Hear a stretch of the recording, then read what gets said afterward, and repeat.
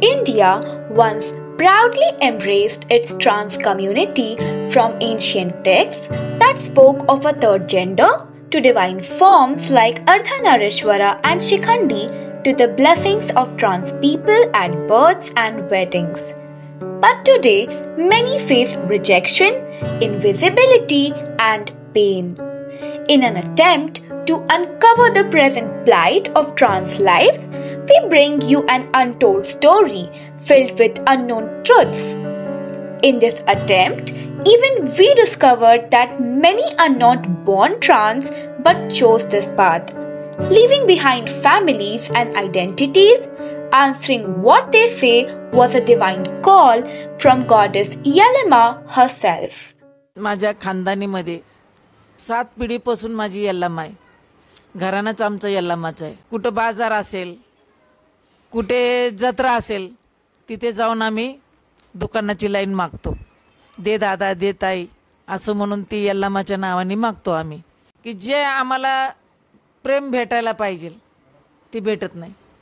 काही लोक छक्का म्हणतात, काही लोक किन्नर म्हणतात, काही बायल्या म्हणतात, काही भिकारी म्हणतात. कधी हसायला होतं तर कधी रडायलाही होतं. अशी आमची ही लाईफ आहे. तरी आम्हाला वाटतं की कुठंतरी सरकारने आमच्यासाठी कुठंतरी काहीतरी सवलती कराव्यात, काहीतरी आमच्यासाठी पण न्याय मिळवून द्यावा, कुठे पेन्शिल द्यावी, कुठे काही रोजगार असेल आमच्यासाठी तर तो रोजगार द्यावा. आम्ही कामाधंद्याला जायचं म्हटलं तरी लोक आम्हाला काम देत नाहीत. लोक अशी म्हणतात की यांना काय काम द्यायचं, आणि काम करायला गेलं तर मग कोण चोरीचा आरोप लावा, कोण कुठं फालतूगिरीतनं कुठं अंगाला चापचायला बघ, छेडछाणी करायला बघ. मग आमची लाईफ काय आहे तुम्ही सांगा. सगळ्याच्या समोर हसायचं आणि अंधारामध्ये एकट्यामध्ये रडायचं, सगळ्या गोष्टी करू विचार करून. मग असं आम्हाला वाटतं की कुठंतरी न्याय मिळावा, कुठंतरी आमच्यासाठी सरकारने बी काहीतरी थोडा विचार करावा. की किन्नर म्हणून आम्ही काही नुसती टाळी वाजवतच फिरायचं का? आम्ही देवाला म्हणलं होतं का किन्नर बनव आम्हाला म्हणून? कुठंतरी आम्हालाही कामधंदा मिळाला तर आम्ही पण, जिथं लोकाला ते 1000 रुपयांनी जरी पगार देत असतील पेमेंट, 10,000 5,000, आम्हाला 4,000 दिले तरी आम्ही बी आनंदात काम करू ना. जर कामधंदाच नसणार तर आम्ही मग दुकान मागायला जाणार ना, दे दादा दे ताई म्हणत. की दिवसभर आम्ही एक दुकानात मागितली, द्या शेट, तो म्हणतो पुढच्या दुकानात जा. दुसऱ्या दुकानात गेलं, दो जी शेट, कि हम ही मिले क्या, अभी काम धंदा करने का तुम्हारे उमर है, ये क्या तुम भीक मांग रहे. मग असं प्रत्येक ठिकाणी तोंड वाकडं लोकांनी करायचं, आम्ही हसत स्वागत करायचं. मग काय पैसे भेटल ते घरी रात्रीचे येऊन मग ते डोळ्यात पाणी घेऊन हसत ते पैसे गोळा करायचे. जे मुलं जन्मतात जे किन्नर असतात त्यांच्या आईवडिलांना केव्हा माहिती पडतं, 10-12 वर्षाची झाल्याच्या नंतर, की ती मुलं खेळताना मुलींमध्ये खेळाय बघतात, मुलींसारखं ते कपडे घालायला बोलायला. तेव्हा ते आईवडील मग त्या मुलांना कुठे दवाखान्यात घेऊन जायला बघतात की हे मुलगा माझा असा का आहे म्हणून. तेव्हा ते डॉक्टरांकडनं बी त्यांना कळतं की हा किन्नरच झालेला आहे, अर्धी नारी अर्धा पुरुष आहे म्हणून. मग तेव्हा ती मग घरातली लोक मग ते आईवडील तर त्रास देत नाहीत त्या मुलाला, का तर त्यांनी जन्माला घातलेलं असतं. पण चुलते मावळणी, त्या मुलाच्या चुलत्या म्हणजे काकू काका, हे लोक त्या मुलाला मग ती टॉर्चर करायला चालू करतात. ते मुलगा कधी कधी आईवडिलांना सांगतं तर कधी कधी ते मार्क भेटेल आईवडिलांचा म्हणून सांगत नाही.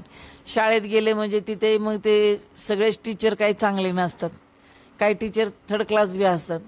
मग अशामधून त्या मुलाला जे प्रेम भेटायला पाहिजे ना ते भेटत नाही.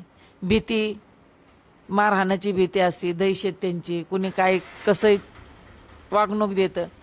त्याच्यातनं त्याचं ते शिक्षणात सुद्धा लक्ष लागत नाही. शिक्षण करायचं की नाही करायचं, घरात राहायचं की बाहेर जायचं, म्हणजे एवढं बोधरेशन त्या मुलाला येत असतं. तशातनं त्याचं जर ते मग 16-17 वर्षाचं झालं की मग ते आईबाप पण वैतागलेले असतात.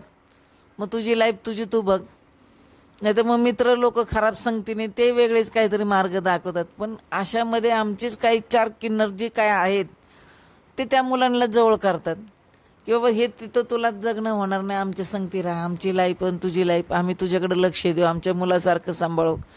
मग ह्याच्यामध्ये त्याची ते प्रगती होत करत मग ती शेवटी त्यालाही ते जगणं स्वीकारावंच लागतं. गव्हर्नमेंटनी जी हे फॅसिलिटी आमच्या किन्नर लोकांसाठी जी काही ठेवल्यात आहेत, पण त्या अजून आमच्यापर्यंत पोचल्या नाहीत.